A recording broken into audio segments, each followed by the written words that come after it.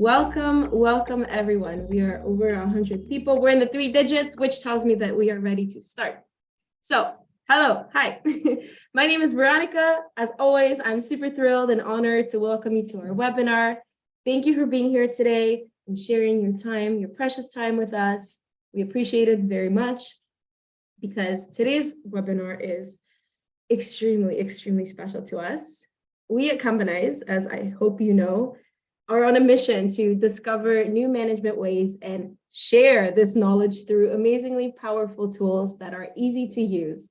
So this is why, if you've noticed lately, we've been basically screaming from the rooftops about Kanbanize 10, which is our latest release that allows you to know your business at a glance and focus on what matters.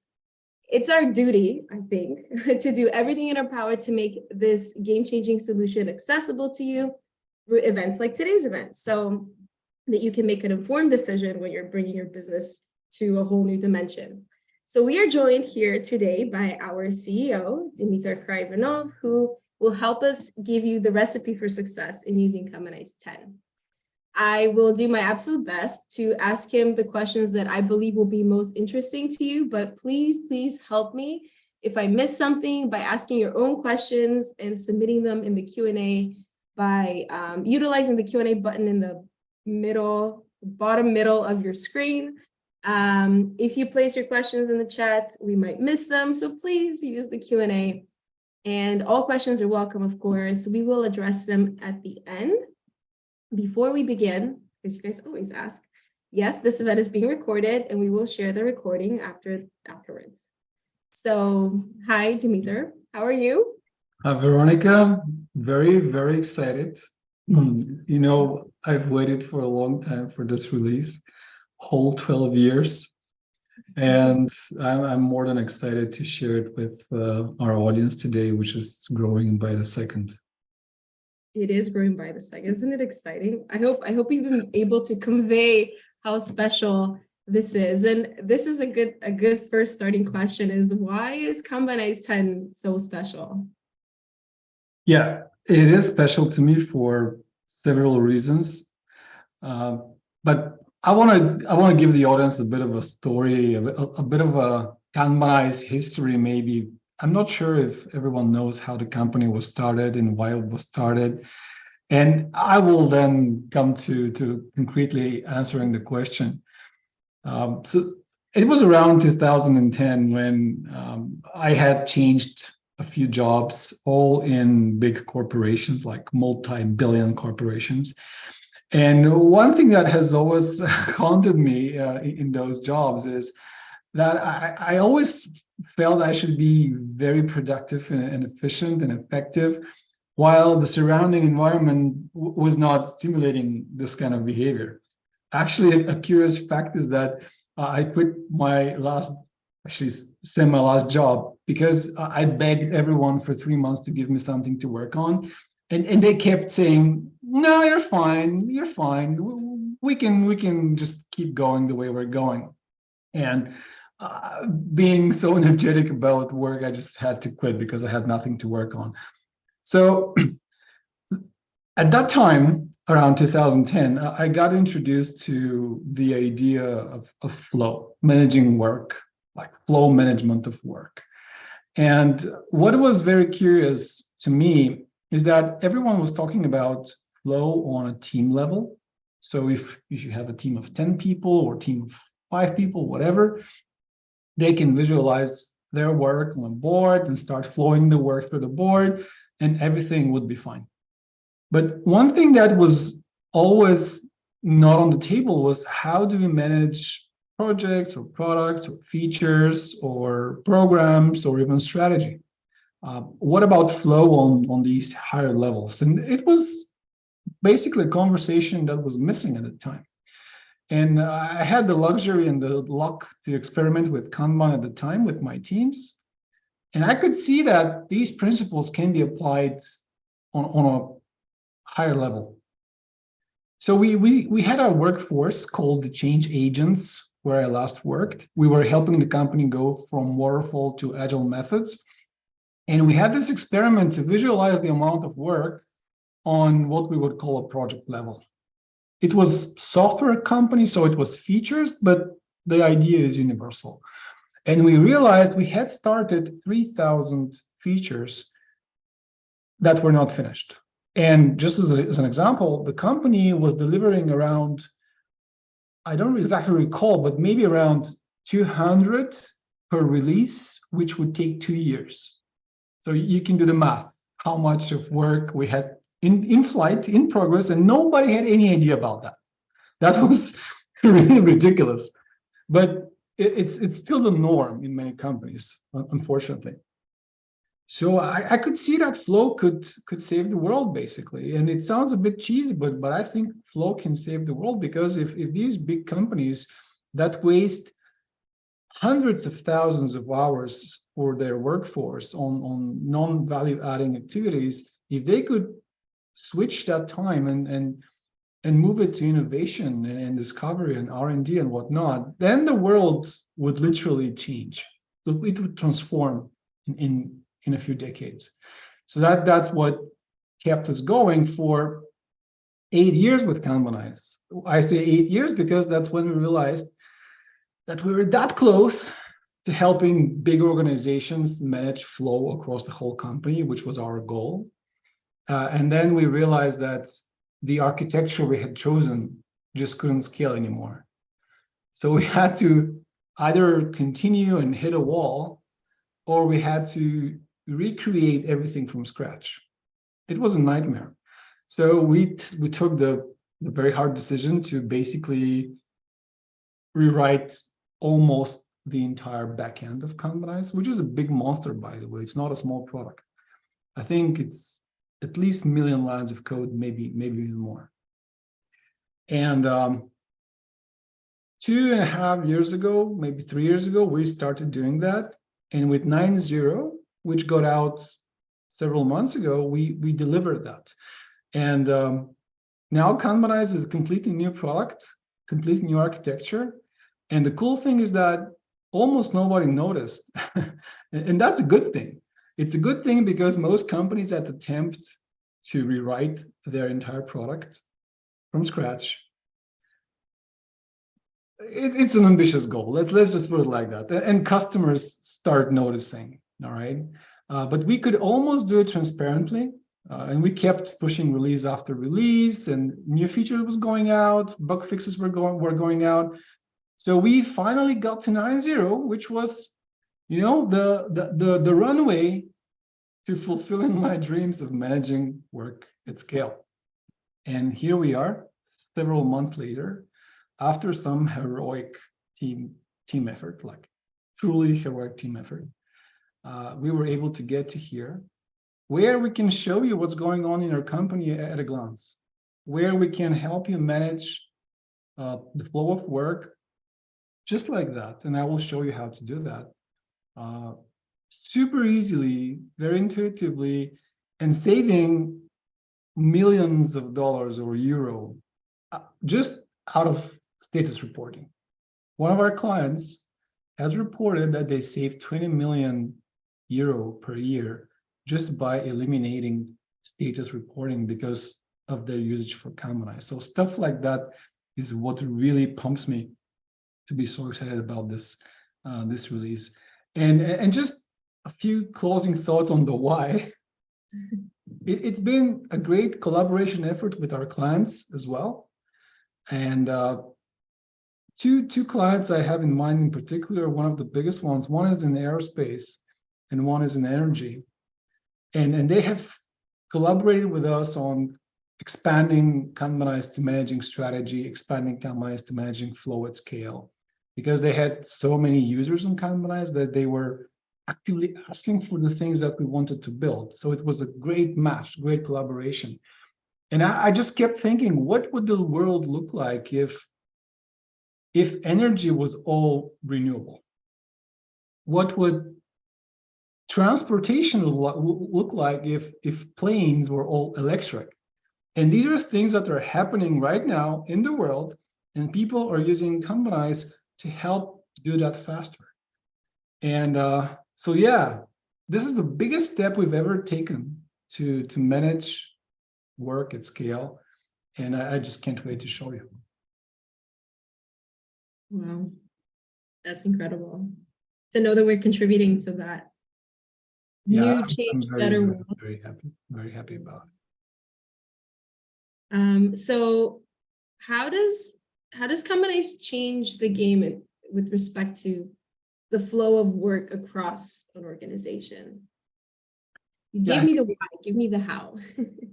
Yeah, I hope I could convey the why, but the how is equally important. So I will now share my screen. It's still a product webinar. So I see some folks are really eager to get there. Can you? Right. Oh, look at that face. We got a glimpse. Yeah, my little one. Forget the software, show us the baby. All right. So this is Kanbanize. I'm sure everyone on the call has seen at least an image of Kanbanize. I have prepared a short demo to showcase the key elements that we have released with 10.0.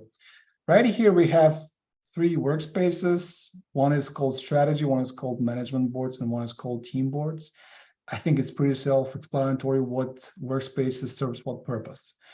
Just a very quick glimpse of what's into those boards. Let's go to the strategic goals board and collapse this one. So I have a very simple strategic board. It doesn't need even to be a Kanban board. You don't need to have all the nice attributes of a Kanban board unless you want to. And I, as a strategy manager, I could be any level of manager in the organization, but presumably I'm middle or senior level manager. And the strategic goals I want to achieve with my organization are displayed here. In this case, it's just one. It's dramatically improved the efficiency of the organization. Let's take a look at this management board, key initiatives. So if I go to key initiatives, let me just collapse this one. I have 3 key initiatives. I just use some random examples. Make sure you pay attention to this one. In case you haven't implemented Kanbanize at your company, it's a great time. What's interesting about these 3 is that they are children initiatives of this one. So this is the top goal. It has 3 initiatives attached to it as children.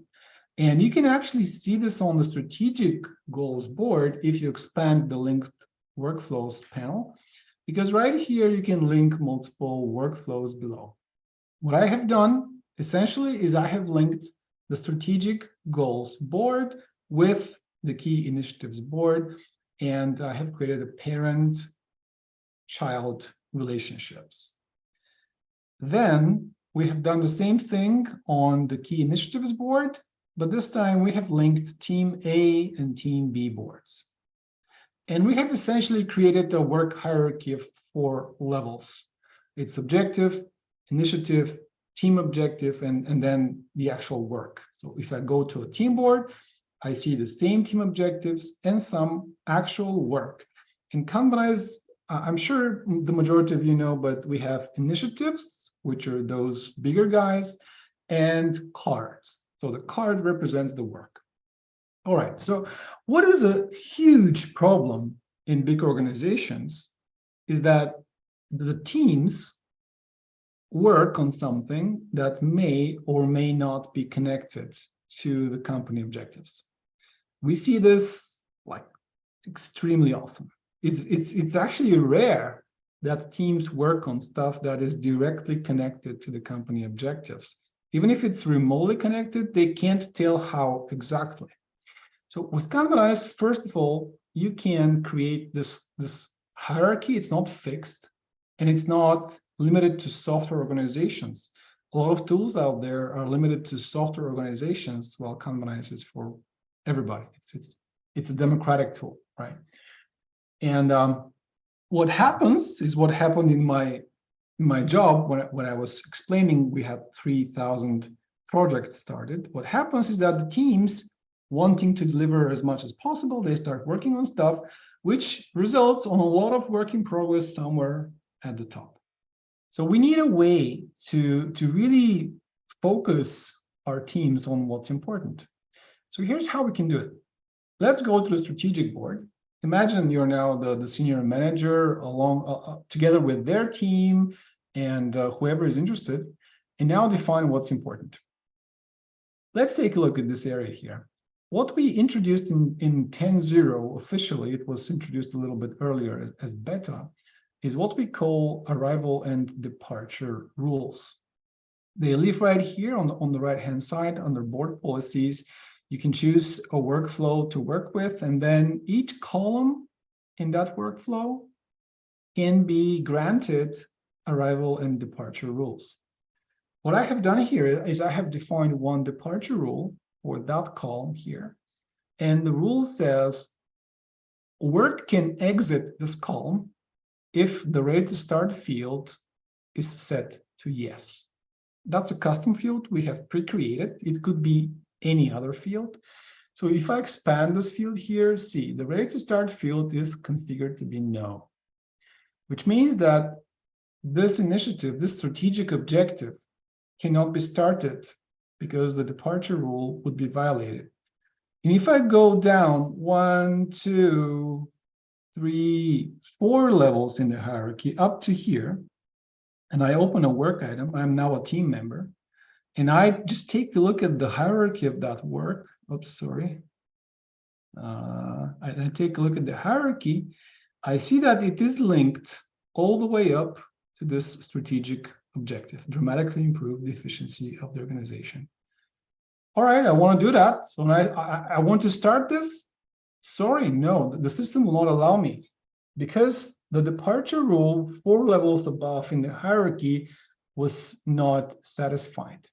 However, if I go here and I actually say, okay, we can start working on that, and I simply change this custom field, and again, go back to the team 4 levels below in the hierarchy. And I try to start the work, voila, it happens. So this card was started, its parent was started. Right here on the key initiatives board, which is the middle board, everything was moved to in progress. And on the strategic goal itself, the whole strategic objective was moved to in progress because of the simple move of a card somewhere in the hierarchy. I'd like to pause here and invite you to think about how much time would you need in a normal corporate environment to communicate to people that this initiative is not to be worked on? And would you have the means to actually know whether people are working on it or not? With just a few clicks, we save companies like hundreds or thousands of hours of synchronization effort and meetings and status reports and emails and whatnot with just 2 clicks. But that's not even the whole story, all right? Let me drill down a little bit. So I will violate all Kanban principles and I'll move this card back to requested, which by the way will move everything back to requested automatically. So what I want to do now, I want to expand a little bit the use case.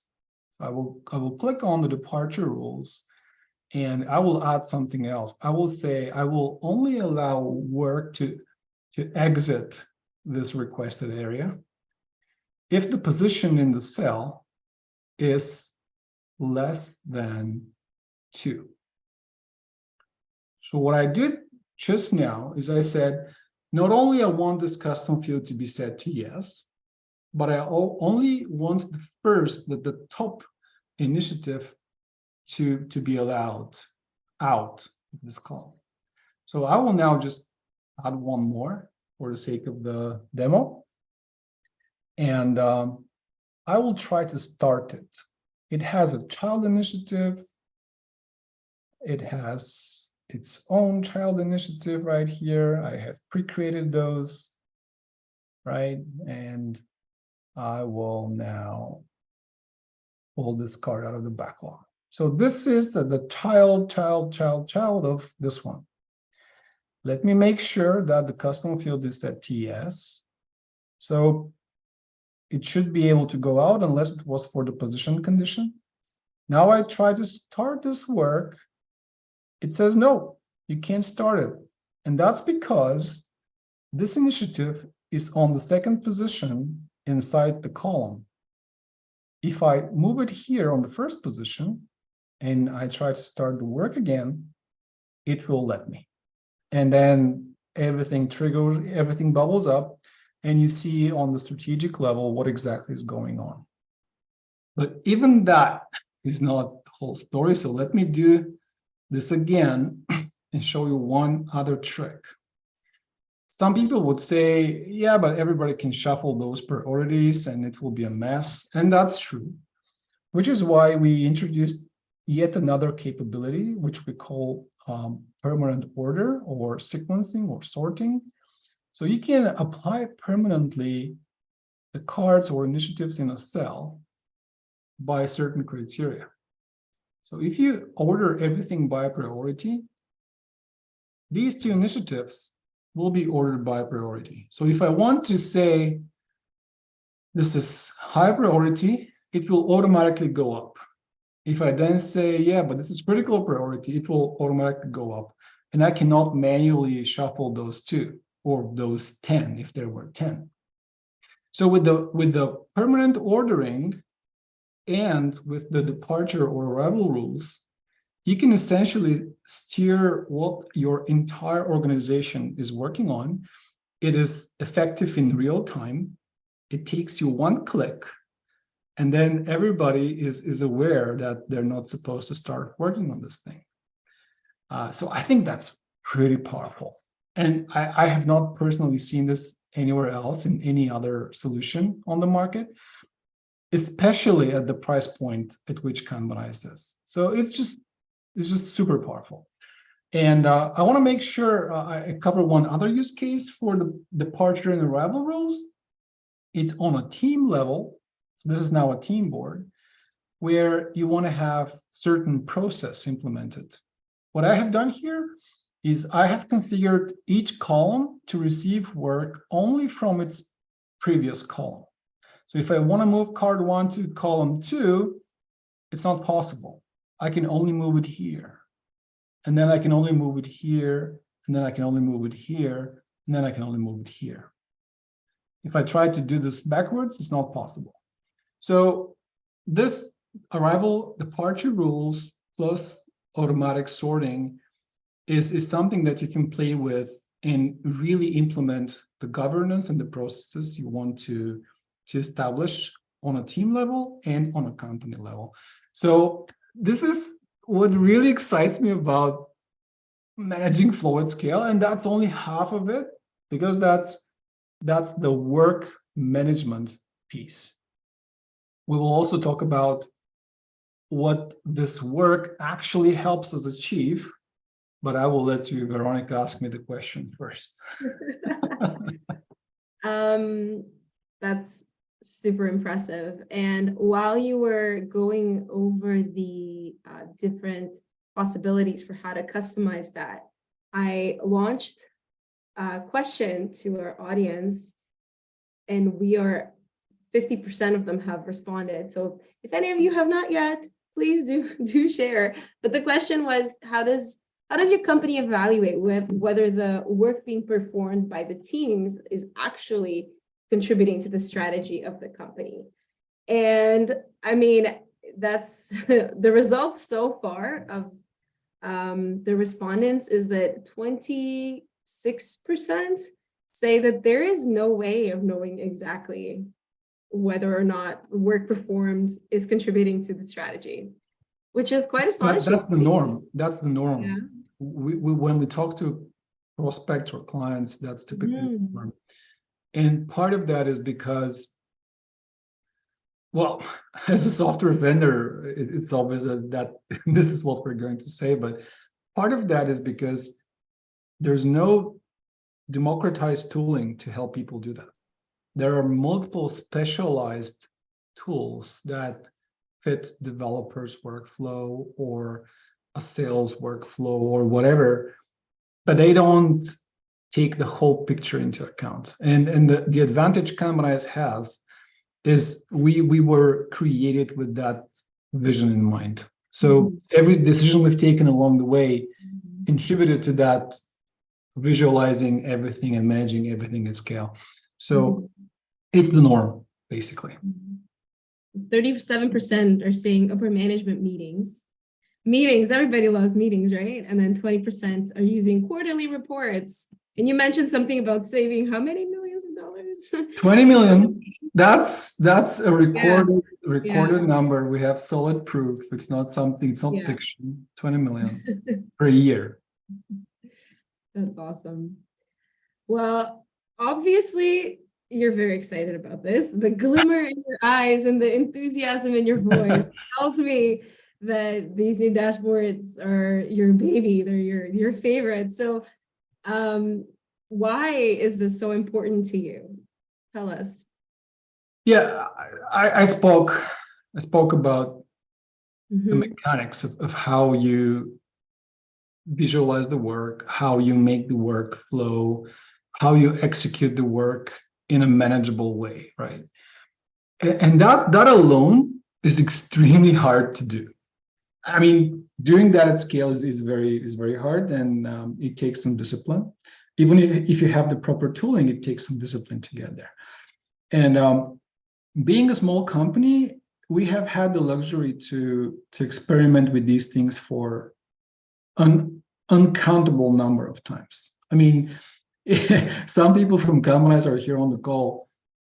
We have created our strategic boards and then recreated them maybe a dozen times, maybe a dozen times. So just as we think we nailed it and we now have the perfect structure, something happens and then we figure out it wasn't the perfect structure. So this is hard. And it took us probably around a little bit before 9.0 to master flow at our own company. So it's part of our mission. We learn ourselves and we share with the world.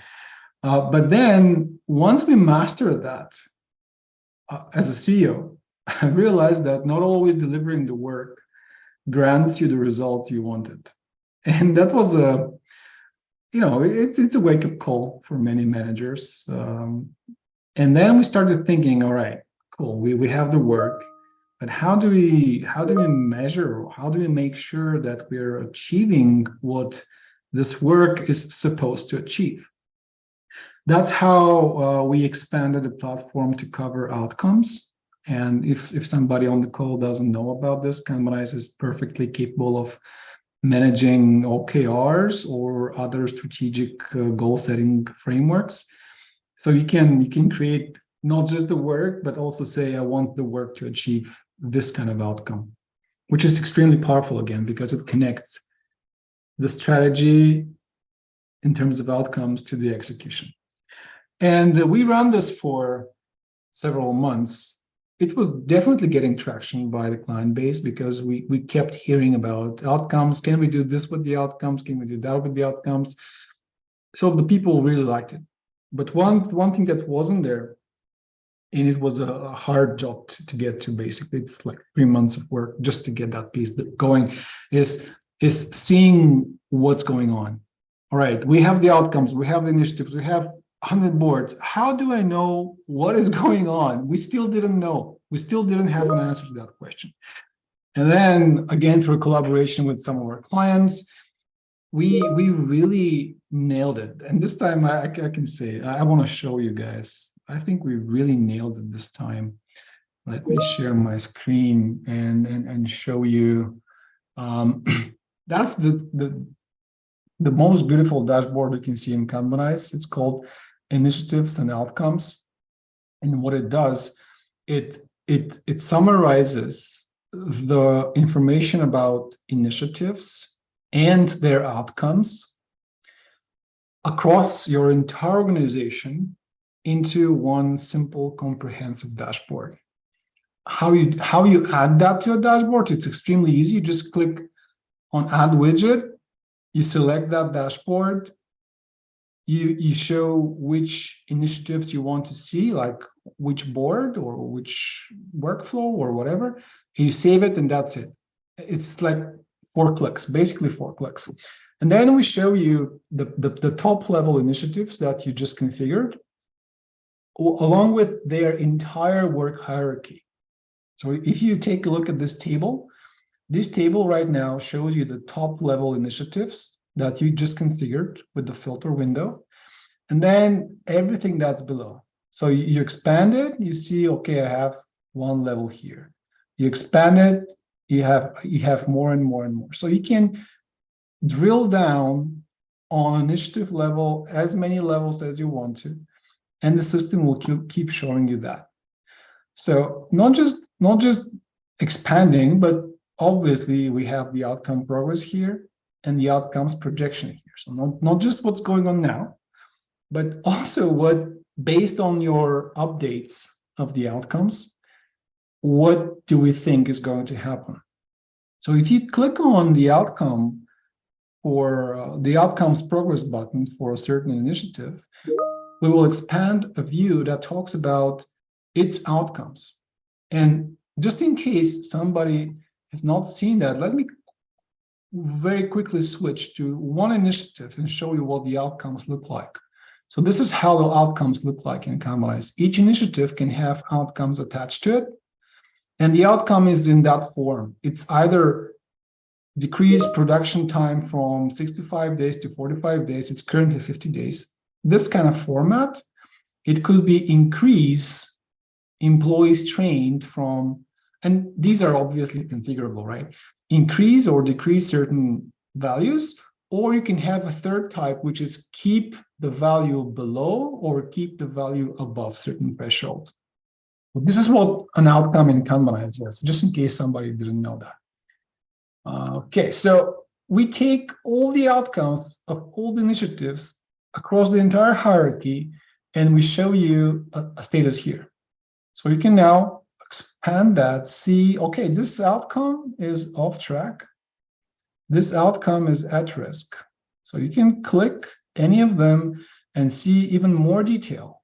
This is the projection, like the based on your initial and target value, we'll draw a projection, like a baseline case, more like. And then we will show you your actual date, the data changes, and the projection. If you want to not just have a straight line baseline, you can add checkpoints. So a checkpoint is a value. Let's say I want to have the value at the end of Q3. I want it to be, I don't know, 3. And then that's the date. I think that's it, right? Okay, I have some other deadlines which I cannot go across. So you see, now I added the checkpoint, and the baseline is not a straight line anymore. It's curved because I know that Q4 or Q3 will be growing much steeper than the previous period. So you can actually map your expectations into the outcome. And then we will take that mapping into account. And when we show you the status and the projection, these checkpoints will be mapped into it. Obviously, if something is at risk, it's not a great thing. It could be on track, it could be trending, which is trending okay. You can think of it like trending okay. If you have those warning signs, it means that some of the children below are at risk, and you may want to expand it and see which ones they are. Let me pay attention to the charts above. These charts, the left chart summarizes the initiatives split by their overall status. So if you look at the initiatives, the chart is summarizing those overall statuses. And if you click on them, it obviously changes. It filters the table below to show you which one we're looking at. And the chart on the right, it talks about the outcomes within those initiatives. So if you want to just take a look at the outcome and not the initiative, you can also do that. So when you click, you see that all the outcomes are expanded. As I said, we put more than 3 months of work to make this thing happen, and our attempt was to make it as usable as possible and as powerful as possible. So if you find something that's not in there, come back to us and let us know. But it's just not everything. So what you can also do, you can filter what you see You can filter between the full hierarchy except the top level if you don't want to take a look at it. You may be interested in the top level only, or you may be interested in the first level children only. So these are different options to filter the data with. And this is my favorite thing. If you add columns to that table, I mean this table below, you can add multiple columns. And if you add the board name and the workspace name, what you can do is with a single click, you can see how the initiatives and the outcomes are distributed across boards, if that's what matters to you, or by workspace. So imagine you work in a big company, multiple departments, hundreds or even thousands of outcomes and OKRs and stuff like that. How do you make sense of all that? Well, that's how you make sense of all that, because you split it by some reasonable criterion, and then you can explore the data sliced and diced by this criterion. So I can now see that the workspace with management boards has one at risk. I can just click it and I can take a look, and I can instantly understand what's going on. Is there a problem? What can I do about it? Obviously, you can open the initiative itself from here, drill down into the details, and work with the teams and work with everybody else who's responsible for that, so that potentially the risk is resolved. And one last piece to this dashboard is the ability to not only show outcomes, but you can actually show work progress if you want to. Actually, let's do that. Yeah. So we haven't, okay, I should have prepared better for this view. I didn't, I decided to show it on the spot, but the thing is that if you have actual work done, it will show up here. Let me check, do we have something? No, all right, anyway. As you progress with the work, there's a progress bar going up here. And then the chart will show you how many of the initiatives are going okay in terms of work progress, how many are at risk, and how many are trending, and so on and so forth. So this is like a central management place for you to take a look at everything, the work and the outcomes, and slice and dice it however you want. So I would like to pause here. I hope I've provided enough overview of what this new thing is all about, and maybe collect some questions in the Q&A session while Veronica, you and I wrap up the webinar. Yeah, definitely. We do have a good amount of questions here. I'm just going to start from the top. So Jason Johnson says or asks, we currently use about 7 lanes on one board in Kanbanize that all roll up to our initiative lane, each lane with about 5 contributors. Would you recommend we use multiple boards and link them together instead? I can't recommend that without looking into the detail. It very much depends on the context and what work is being managed. Jason, we're happy to take a look at that. So let your customer success person know, or just send a message to support and we can take a look at it. No problem. But without proper context, it's difficult to recommend something reasonable. There's nothing wrong. I mean, it doesn't sound like there's something wrong with it, but to be more precise, let's follow up. And our support team is awesome. So fear not, email us and we will tell you. Sarah asks, unfortunately, reports don't show the names of the parent cards, so it's very hard to create a report that represents all this information. Column with strategic goal name, column with epic name, column with card name, etc. Is there a plan to address this? To my knowledge, it's been addressed already. It just hasn't been released. It's a brand new feature. So when you create a report or a search, you should be able to say, I want to see also the parent or the parents, because there could be multiple parents of the cards, and it will be available in the report. So yes. Yuri asks, I think that was just a comment about the difference between the 2 charts. that one chart is for initiatives and the other is about their outcomes. So let me move on to Peter then, who says, I understand that there is a great deal of transparency from lowest level of the hierarchy to strategic initiatives. This means that we at the lowest level now know how we are contributing to the strategic goals. Is there a way for the higher level to see the relation between amount of work supporting strategic initiatives and other work? Okay, yeah, we can prepare a report, I think, that says, show me the cards that have no parent cards on that board versus, and that board is the strategic board, right? Versus the cards that have no such link. And then you can make the comparison between these two.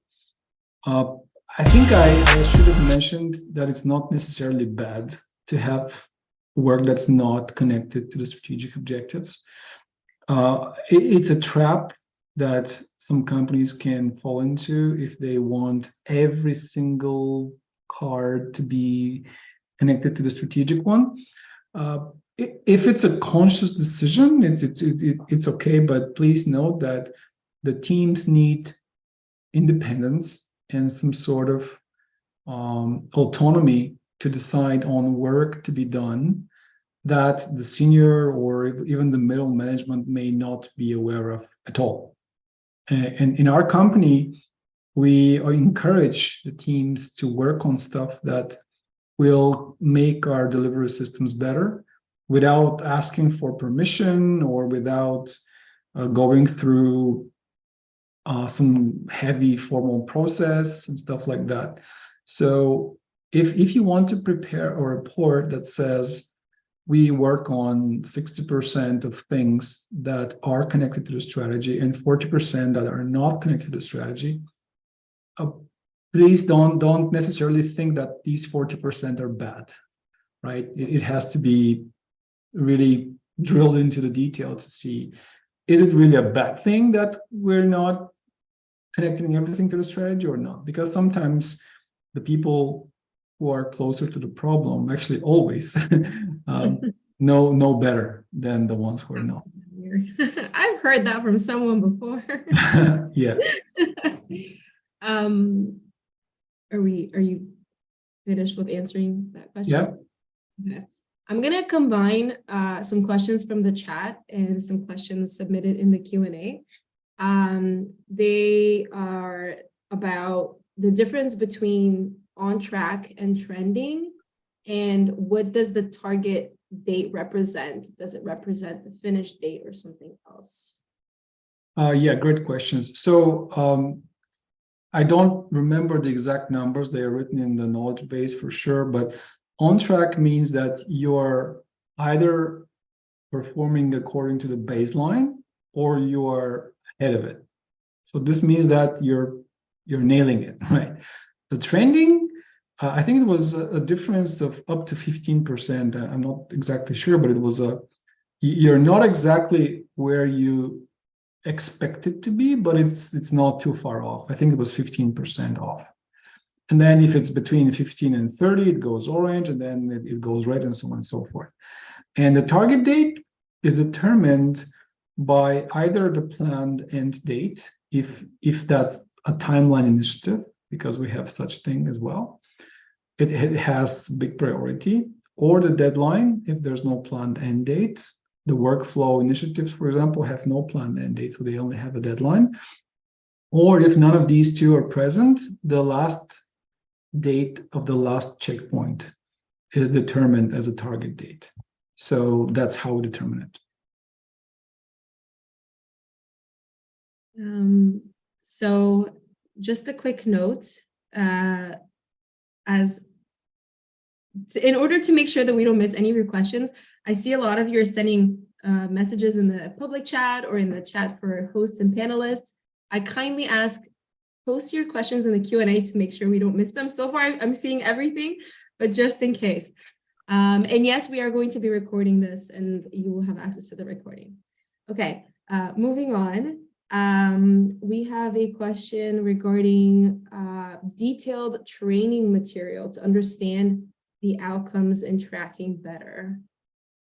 We've had multiple questions about, is there going to be a certification for professionals who use Kanbanize from someone who claims That's a to great be, question. yeah, That's a the great person who question. wants to train others within their company. Look at Yeah. that. That's a spot on question, actually, because such thing is upcoming. And it's going to be a program of its own with a few degrees of certification. So this is coming up. Regarding the outcomes functionality, please check up our knowledge base. It has very detailed information. To my last recollection, the article on outcomes was like 7 pages long. So there's a lot of material. And if you need a hand, you can always reach out to us. Veronica, myself, the support team, the customer success team will be more than happy to help you out. This is true, I confirm. We have a question about prerequisites. Are there any on how the boards are set up before the dashboard can work correctly and show the most useful information? So do we need to set up objectives, deadlines, and so on? Yes, you need to have the initiatives or the objectives and the outcomes or the key results, if we speak the OKR language. You need to have them predefined. Otherwise, the dashboard will show just empty initiatives. But it's actually a pretty easy thing to do. The hardest thing is to figure out what to enter in Kanbanize, right? What the objective should be and what the outcome should be. Once you have figured this one out, it's just, I prepared this demo for like, I would say 7 or 8 minutes. So as long as you know what you want to achieve, it's very easy to do it. But yes, in order for the dashboard to show you something meaningful, it has to have data up front. The next question is, how long can we expect the implementation phase to be? Kanbanize seems to be a necessarily complex solution to complex organizations, but I'm afraid C-level would feel more attached to other solutions because they feel more at home at a regular style software. Your C-level people don't necessarily have to log in to Kanbanize and work with it. What we see works best is the people who are familiar enough with the processes at the company and with the lean and agile methodologies, or let's just say body of knowledge, plus Kanbanize. They can prepare very sophisticated reports just like that, for example, or any custom reports in Power BI or Data Studio or anywhere else, and then just let the C-level people consume that report. Our take on the future of Kanbanize is that it will become this central place where everybody goes to see where work is. And that's why we want to bridge those two worlds, the world of this is what I want to achieve, and the world, this is what I'm doing to achieve what I want to achieve. When they are all in one place, my expectation would be that everybody will be compelled to just go see. But I would not expect a CEO of a big company to necessarily work with Kanbanize, although we have examples like that. But just expose the information to them so that they can take decisions in an informed way. That's my recommendation. We have an interesting question that I think would, it could cover an entire webinar in and of itself. So I don't know how in depth we could go into it, but it's how different is a Kanbanize board from other popular boards used in the IT industry from other companies such as Jira, Azure DevOps, Miro, etc. Yeah, it could be a little bit. Those in and of themselves are very different. I mean, yeah, it's very different. But if I have to list every single detail, it would be a lot. What I can say is that we just recently went through a proof of concept with one of the biggest banks in the US, actually in the Americas. And they did a very, very thorough analysis of what each of the tools can do and cannot do, right? And we just blew them away. To my last check, for example, Jira needed, I don't remember, was it 11 or 13 add-ons to do what Kanbanize can do? So you can take it from there. And each add-on adds cost, right? Okay, so we have a decent set of questions here from Michael Wimmer. He says, upper management still loves the Gantt charts when future initiatives start and end. How can I combine the Kanban view of initiatives with maybe a timeline view to get a better buy-in for introducing Kanbanize? We actually have a timeline workflow. I didn't show it because we don't use it a lot internally, but maybe I can very quickly show it just so you know that it exists, as long as my mouse works. Okay. Let me very quickly share it. So let's suppose I want to manage my strategic objectives on a timeline. What I can do is I can go edit the board, create a new workflow, choose a timeline workflow, give it a name, then save, go back to the board, and there it is. You're So not now sharing right now. You can't see your screen. I'm not sharing? Not Sorry. Now you are. There we go. So what I did was I opened the board, I went to edit workflows, create new workflow, timeline, and then save. And when you do that and you go back to the board, now we have a timeline. So when you create something on the timeline, you can extend it like that. And it behaves absolutely the same way as these initiatives. You can still have parent, child, and when you start something, it goes to today because it was started. So you can use that. And if that doesn't work, you can always use Power BI or other solutions to create a Gantt chart out of the data in Kanbanize. We've done this multiple times because of this exact reason. So if you want to get our brains on that, let us know. We can help you out. And then an add-on to that question is, does the projection of initiatives take project creep into account? So if you're adding more to the addition to the cards, and then in addition to that, can I configure which percentile is used for defining what is at risk in the new view? So there are differences to projecting the outcome versus projecting the work completion.